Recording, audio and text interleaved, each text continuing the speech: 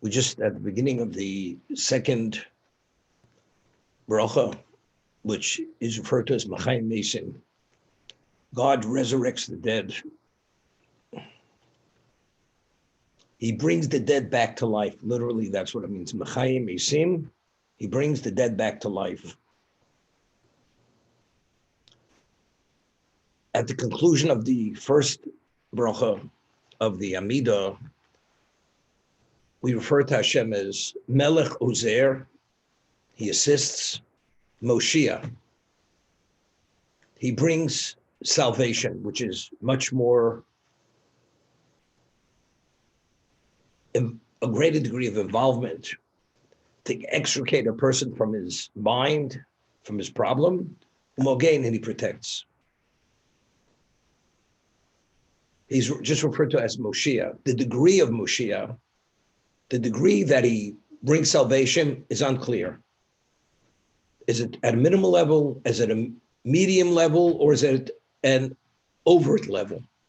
But over here, when we speak about that he resurrects the dead, we say, Machayim Mesim Atom. You are the one that resurrects the dead. Rav Loshia. To bring this about, this has to be done with great abundance, with an overt, overwhelming level of salvation. An ordinary level of salvation will not bring this about. It's only because Rav Loshia, Rav means with abundance, he brings about salvation. I once asked the question, we find that in the 40th year when we were in the desert, Miriam passes away. And when she passes away, the wellspring stops flowing. The Jews have no water. And they begin complaining. God says to Moshe, take your staff, speak to the rock, and the water will flow. And when you speak, water will flow from that rock, meaning the wellspring of Miriam will be reinstated. Okay, Moshe failed. Instead of speaking to the rock, he struck the rock, but that's not the point. When finally the water flowed, the Torah makes it a point that the water was sufficient to water the people and the livestock. You'd say it's a question of dying of thirst. Provide enough water for the people. But not only did he provide water for the people, even for the livestock. How much more water do you need for the livestock? Endlessly more water. It's another dimension of miracle. Hashem was willing to bring about another level of miracle, even for their possessions, to the livestock. So what is the takeaway? So Rashi sees the Midrash. From here we see HaKadosh Baruch Hu chos al mamonim shel Yisrael, that God is concerned not only for the lives of the Jews, but even for their possessions. That he will provide the means, even they should be able to maintain and retain the value of their herds and flocks.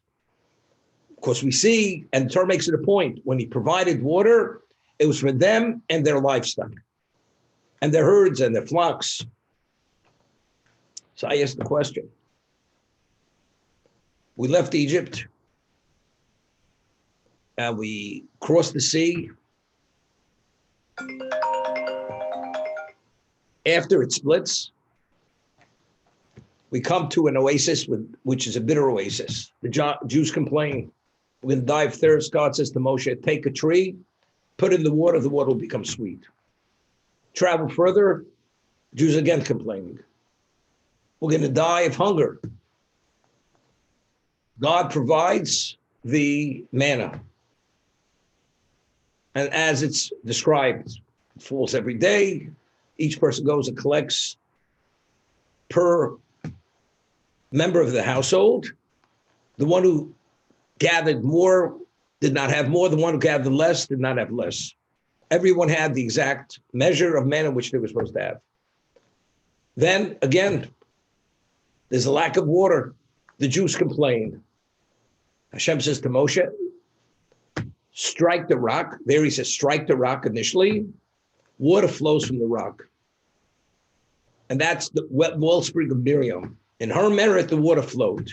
And the reason why it stopped at the 40th year, because Miriam passed away, so her merit was no longer there to provide the water. It was reinstated because of the merit of Moshe. Initially, when the water flowed, the Jews had tremendous herds and flocks. The Torah doesn't make it a point that God provided water for the Jews and their animals. The Torah doesn't make a point on that. But factually, if the herds and flocks were there at the end of 40 years, evidently, the water that flowed from that original wellspring was sufficient to provide water not only for the people, even for the livestock, for the herds and flocks. So why is the takeaway that God is concerned for the possessions of the Jew from the initial extracting of the water from the rock? Why is it only after 40 years, only then that God reinstates the water? From here we say that the Torah makes it a point, he provides water even for the livestock, that God is not only concerned for the lives of the Jews, but even for their possessions. It's a question I asked. Seemingly the takeaway would be from the first time, because factually there was enough water to provide for the livestock. And the Torah only makes it a point that God provided water not only for the meat, even for the livestock. What's the difference between the first time and the second time? For the first time, there is no takeaway, although he did. The second time, there is a takeaway, that God is not only concerned for the Jews, even for their possessions. So the way to understand it, I mentioned a Shalom Kodesh. When we left Egypt, we ourselves, at what level were we? We were idolaters. We're at the 49th level of spiritual impurity. Every day we inch closer to Sinai, we ascended a level of purity. And we were removed from the previous level, one of the levels of impurity. And we continuously inched our way up till finally at Sinai, we came to the 49th level of purity. On the 50th day, God gave us the Torah. Of course, we reached the pinnacle of our spirituality. So the Shalal Kodesh explains that this period of time, leaving Egypt, evolving to become the Jewish people, what is the equivalent of? That's the equivalent of the beginning of creation. It's a new creation. The redemption from Egypt was the beginning of a new creation. It culminated at Sinai when we achieved that special new classification of we were the equivalent of Adam pre-sin. Now, when God created this world, he created the world with all the human amenities that are needed for the human being to live. A physicality, a functioning physicality, an intelligence, and all what's necessary to maintain that physicality, whether it's food, whether it's water, whether it's possession, everything. And he provides it whether you're worthy or unworthy, because you can't have a world unless God provides all those amenities. There's oxygen, there's water, there are animals, there's the plant kingdom, there's whatever exists within existence, because that is what the world is about. That's what creation is about. So the period of time we left Egypt, it's unrelated to our worthiness. That God provided water for the people and for the livestock, there's no indication it's because God is concerned for the possessions of the Jew. That's because that's the beginning of a new existence. When God creates existence, he provides unilaterally for everything, because otherwise you can't have an existence. Now, 40 years later, this is already existing within existence. Now it's determined by your worthiness. Your worthiness. Until that moment, it was the merit of Miriam, water was provided. Miriam passes away, it ceases. The water is reinstated. How much water do you provide? Only for the people, which were for a few million people, or even for the livestock, which you need endlessly more water. The Torah makes it a point, not only for the people, even for the livestock.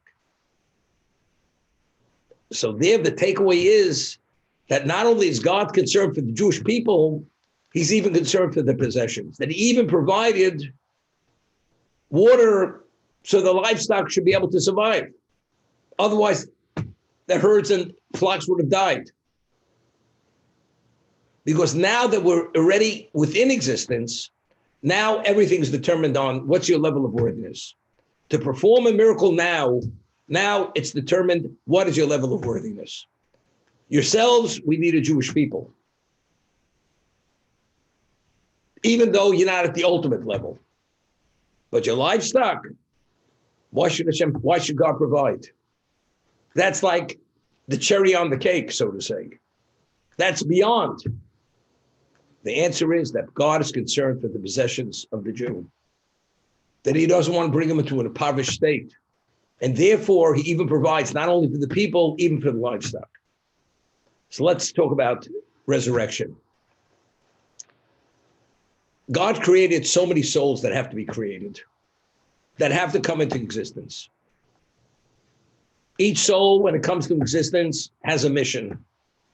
It's given so many years to address and fulfill that mission. Within that period of time, man is endowed with free choice. Everything else is predestined except for free choice. You make the choice, as they say in the vernacular. The way you make your bed, that's the way you sleep. At the end of life, it's what we've created based on our choices. And we're given 70 years, 80 years, or as many years as a person is given. You succeed, you're a winner. God forbid you fail, it's unfortunate. Now the person leaves this existence. The body is interred in the ground. Resurrection is a level of miracle. You have to be the creator. It's a recreation of that original person, to reinfuse in that body, which was not perfect, not only because of the sin of Adam, and that's why it decomposes, because man is not perfect. As I explained yesterday, the body that sinned at some level, is it appropriate that the body should cleave to God after it's resurrected? It's not so simple. To bring the person back, when a person is born to existence, initially, the soul is pure, the body is pure. This person never sinned. And God will maintain the person as long as he's endowed with those years. But to bring him back, to reap the accomplishments of that previous life, and that body is far from perfect, although it decomposed in the earth, due to the evil of the original sin. But for this, you need not only salvation, you need the abundance of salvation. You need overt salvation. Because now it's determined by what is your worthiness. And if you didn't make the grade or you weren't nearly perfect, a person should be resurrected. You say no. You resurrect the dead. And why? Because God, we spoke about, that's the 13th tenet of Jewish belief, which is the ultimate actualization of reward and punishment. The body participated in also doing the mitzvahs, the commandments. And even though the body failed, due to what was contained within the body, that the person is not inclined naturally to holiness and spirituality, nevertheless, God resurrects the body. After it's time to be resurrected, when God chooses to do that. For that, God not only brings about salvation, but rather Rav Loshia, with abundance. As the creator, he brings about that level of salvation. It's another dimension to bring about that end result. That's why the term is used, not Moshiach, but Rav Loshia, with abundance, with unfathomable abundance, he brings about that salvation.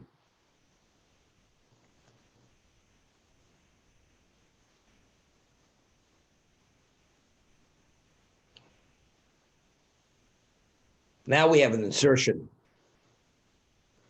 in this blessing of God providing and sustaining existence.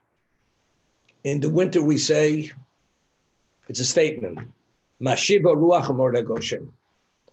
God causes the winds to blow, the crosswinds in the world. God wills those winds to blow. And he causes rain to fall. This is in the winter seasons. The winter is the time of rain. Although in our hemisphere, it rains in every season, but the primary time of rain is the winter. The winter rains provide for the spring and summer crops. When the earth is sufficiently saturated with water and the water table rises to a certain point, then things germinate, they blossom, and they grow. And that's why we're able to exist. That's the basis for all life, grows from the earth. But rain is primary and crucial for that growth. So firstly, he causes the winds to blow, and he causes the rain to fall. In essence, it's very interesting. You have a withering flower and you water it, all of a sudden, it comes to life. It's similar to almost like a resurrection. In the spring, it's based on verses, but it's a reality in horticulture, agriculture, farming, that the moment it starts raining, when spring comes, all of a sudden, you see vegetation immediately piercing the surface of the earth out of nowhere. After rain, all of a sudden, you see the earth dotted with green little spots. That's the beginning of what? The season has come. Because of that rain, now things are beginning to sprout. The winter, everything's dormant.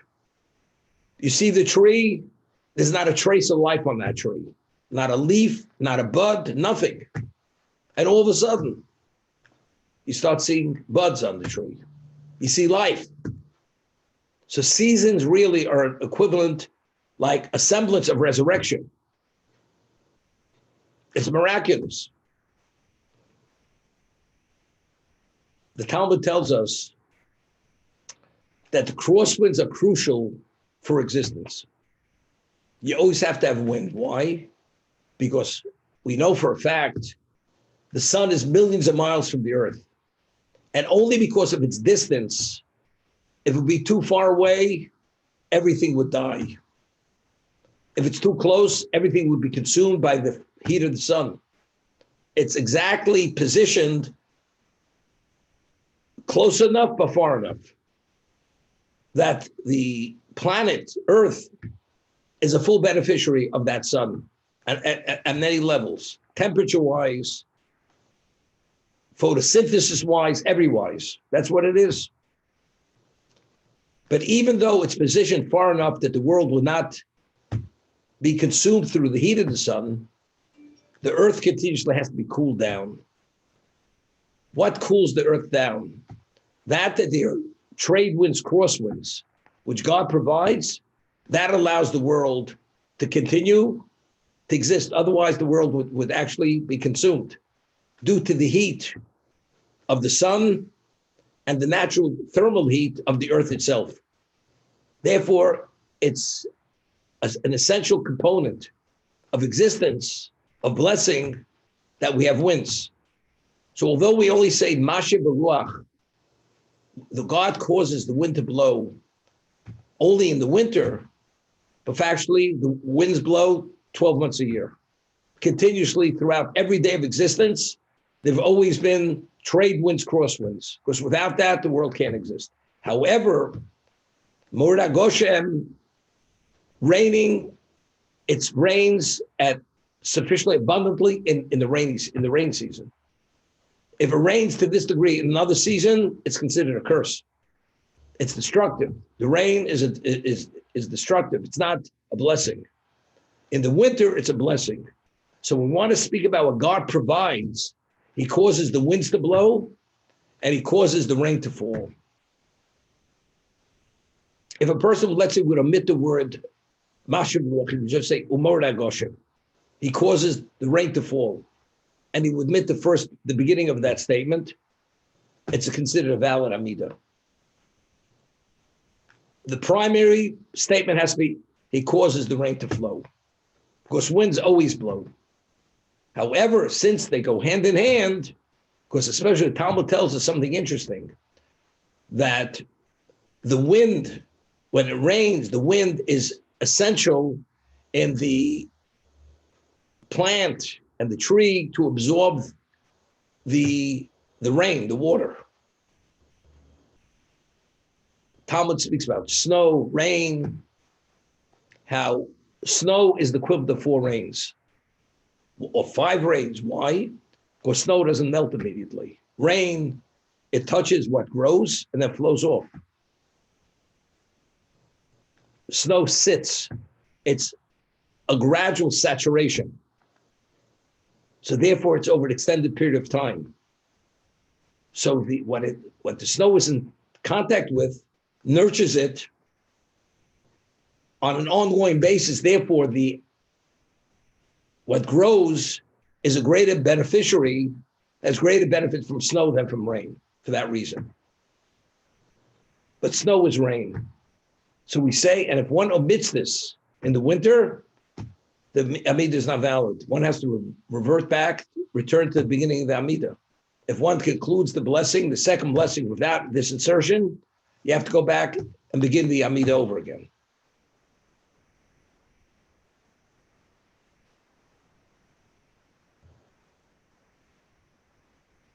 So this blessing, we're describing what does God do? Not who is he, what does he do?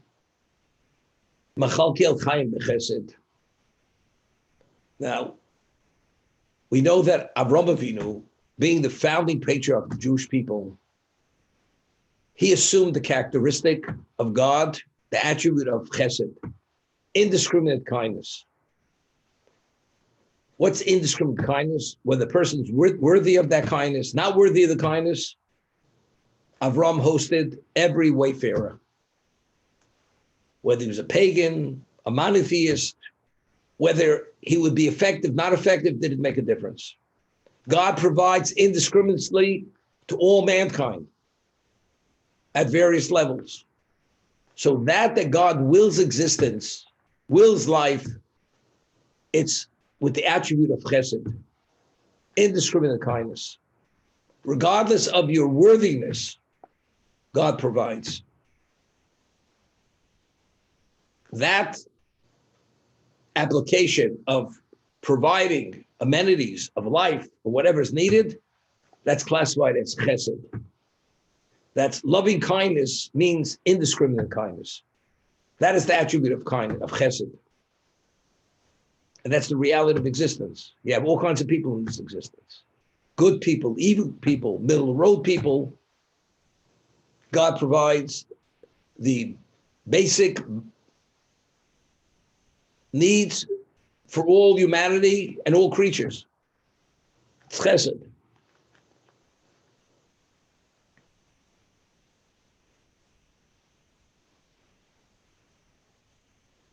We find that there was a special blessing given to the fish.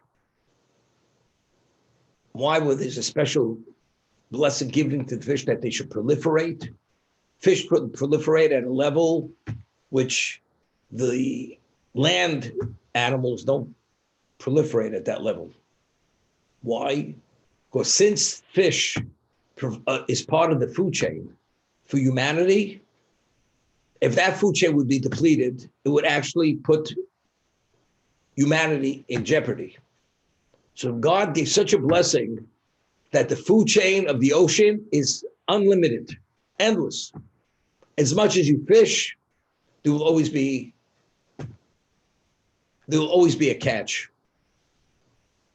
You'll always be able to bring in something. The ocean. The ocean, we see the ocean as it's unlimited. Its depth, its breadth.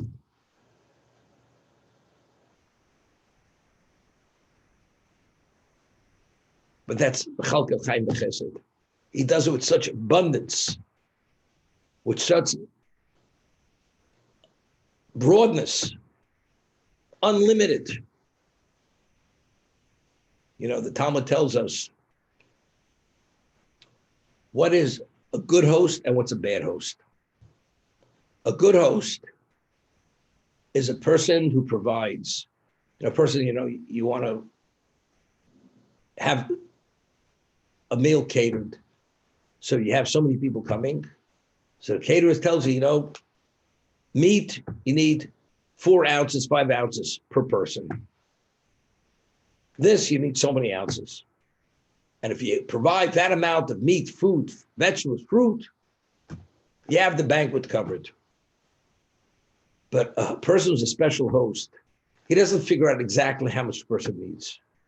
He provides endlessly more. So when the person comes to partake of the hospitality, he sees a certain broadness, a certain level of givingness, and he feels it's not how much he's able to eat, but he's provided to your heart's desire. That's the unstated statement that the host is saying to the guest. That's a good host. He doesn't figure out exactly how much the man has to eat. And what does a good guest say? He says, just look at this hospitality. It's one of a kind of hospitality. He provided beyond what my needs are, because he wanted me to feel that I could eat unlimited and I have an unlimited level of choice of what I could have. That's a good guest. You know what a bad guest says? Of course he provided so much. You know he provided so much? Because he needs it for himself. And the leftovers are going to be for his family. He didn't do it for me. He did it for himself. That's the bad guest. But the good guest, the person who has the positive eye, says, this man is one of a kind of host. His hospitality is phenomenal. A bad host, what does he do? He figures out exactly how many ounces his guest needs. Because he says, look, the man's not going to eat more than 4 ounces. I'll provide 4 ounces. So when the man comes to eat, what does he do? He eats what he needs, more than that. But in terms of the sense of being accommodated, that sense is not there. That's a bad host. And a good guest says, regardless of what the host provides, I'm appreciative, because he had no obligation to provide anything.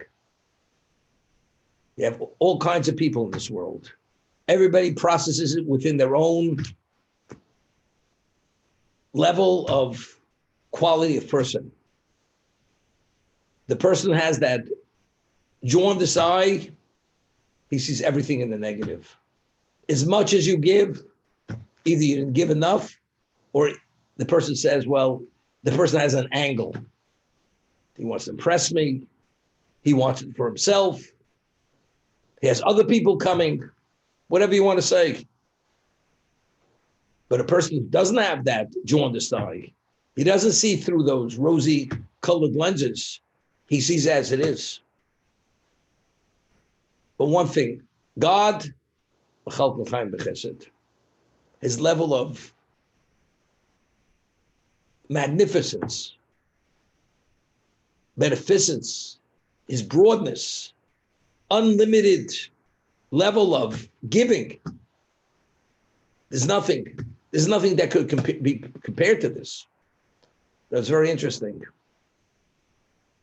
There's such a thing known as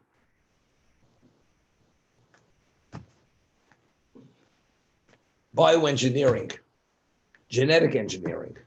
At one time, if you had an acre of land, an acre was able to produce so many bushels of wheat. Through genetic engineering, they were able to come up that in that same acre, that at one time you could produce 10 bushels, 20 bushels, you could produce 100 bushels. I'm not saying in terms of the actual quality of the grain, the kernel, it's as healthy as the person. Of course, it's not. It's not as enriched, because even the enrichment is artificial enrichment. That's also engineered to be that. But nevertheless, but the way God created this world, that he gives the man the ability to maximize on whatever the need of humanity is.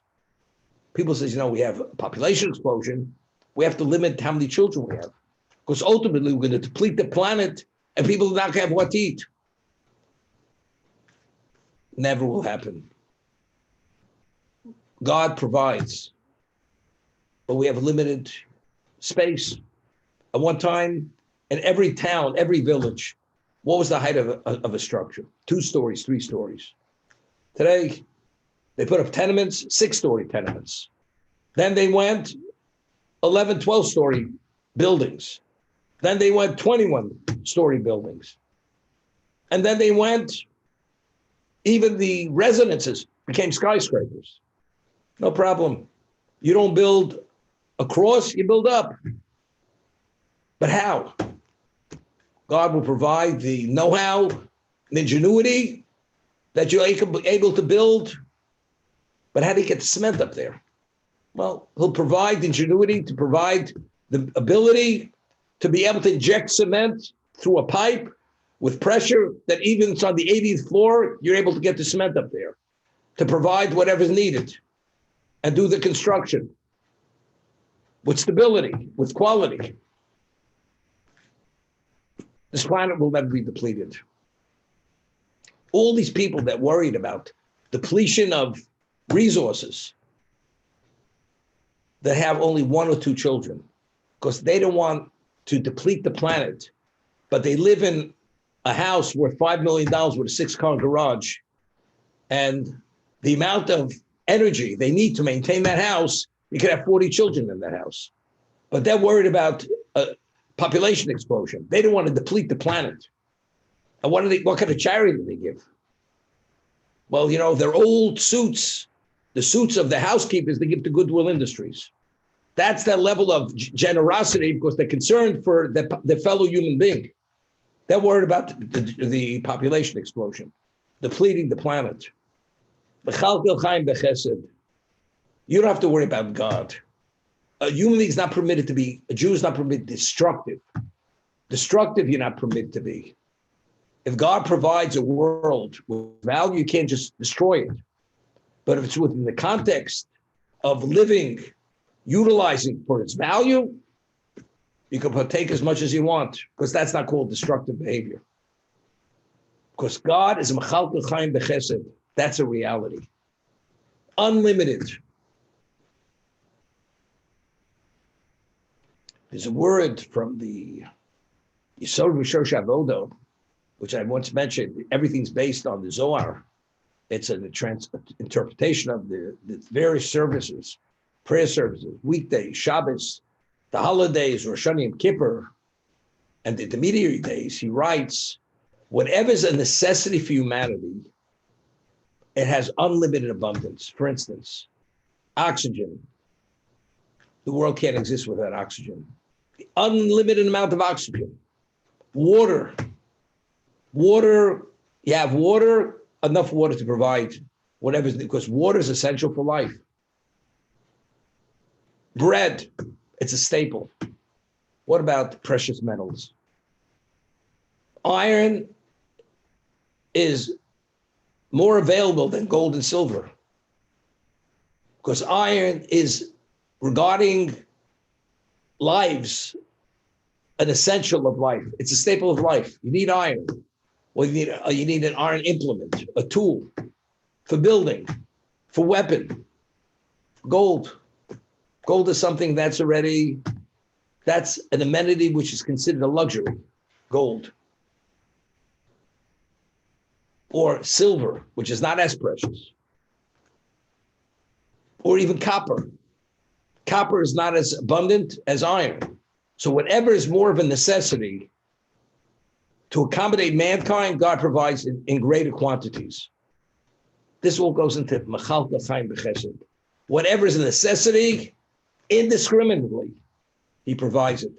Because if you want to have a world, God understands what exactly are the necessities of existence, what has to be provided. And when he provides it with indiscriminate kindness, not based necessarily on how worthy or unworthy you are, because if you want a world, you have to provide unilaterally for all mankind.